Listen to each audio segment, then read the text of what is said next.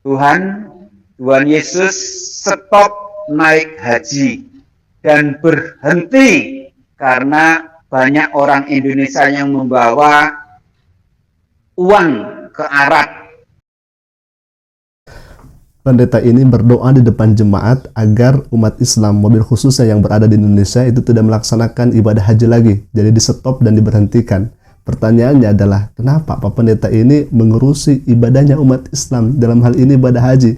Yang kedua, apakah Pak Pendeta sehat?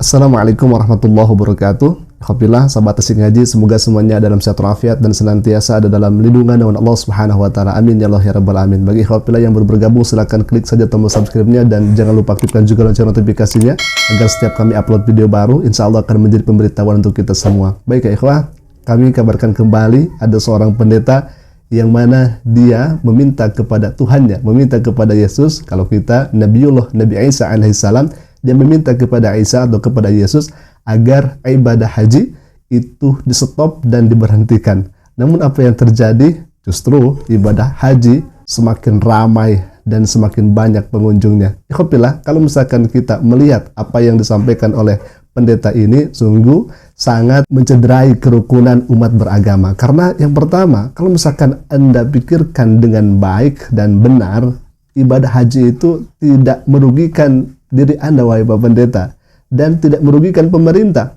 karena melaksanakan ibadah haji sejatinya uangnya dan ongkosnya itu dari kantong atau dari pesak orang yang akan melaksanakan ibadah haji.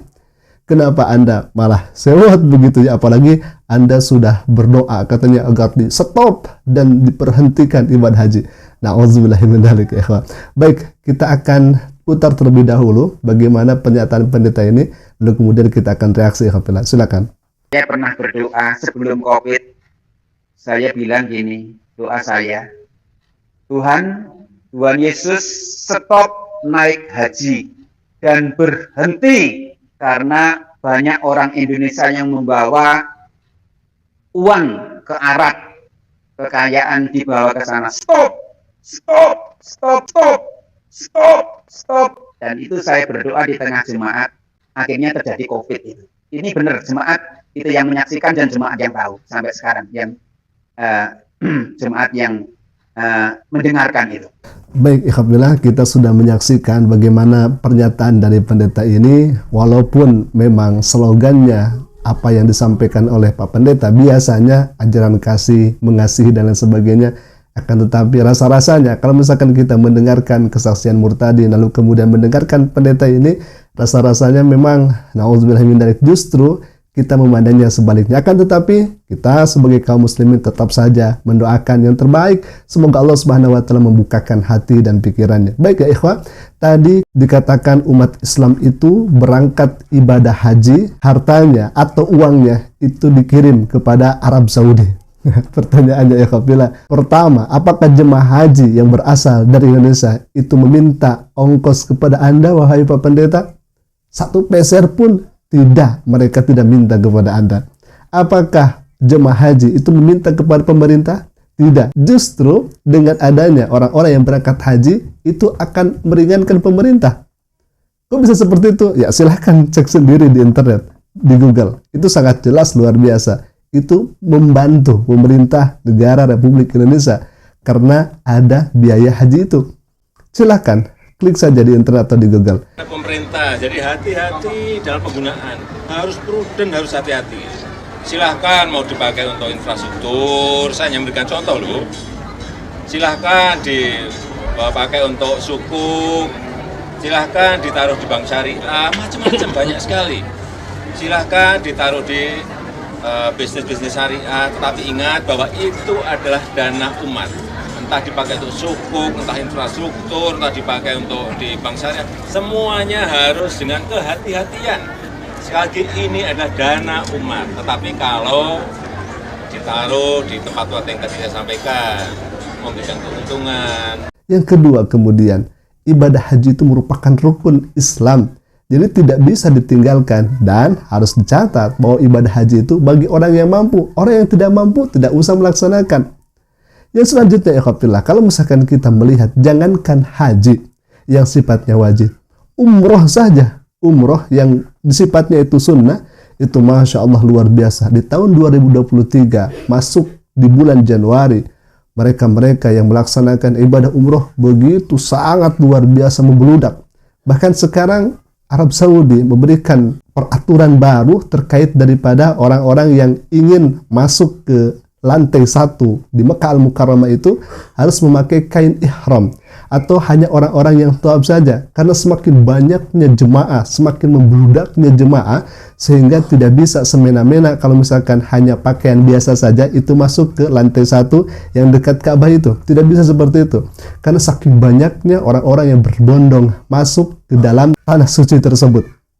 Nah, hipotesa kami bahwa yang pertama kenapa mereka itu berangkat ke tanah suci, yang pertama karena banyaknya mu'alaf, ini hipotesa saya. Yang kedua karena orang-orang Islam semakin sadar akan kewajibannya. Jadi wahai Pak Pendeta, mohon maaf, Anda meminta kepada Tuhan Anda yang kami yakini adalah Nabiullah Isa alaihissalam, itu tidak diijabah bulan ke bulan, tahun ke tahun. Orang yang melaksanakan umroh atau melaksanakan ibadah haji itu luar biasa, membeludak luar biasa. Maka itu kami ingatkan, wahai Pak Pendeta, kalaulah misalkan Anda mempunyai slogan agama kasih, kenapa Anda seperti itu? Mendoakan agar menyetop umat Islam tidak melaksanakan ibadah haji.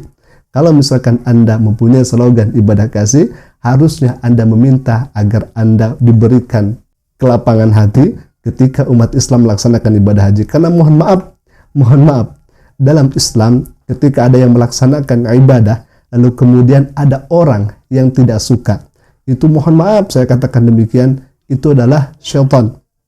Karena ketika kita melaksanakan ibadah, ada orang yang membenci karena ibadah kita.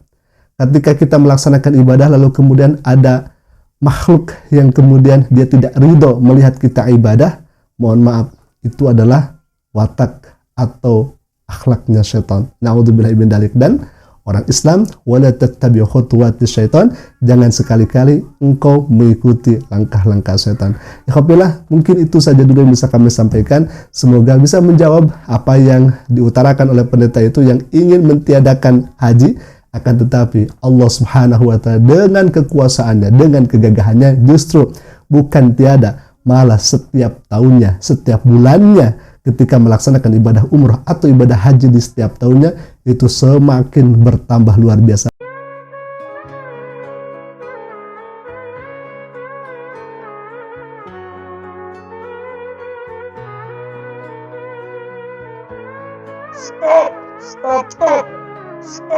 Stop. Dan itu saya berdoa di tengah jemaat. Stop. Dan itu saya berdoa di tengah jemaat.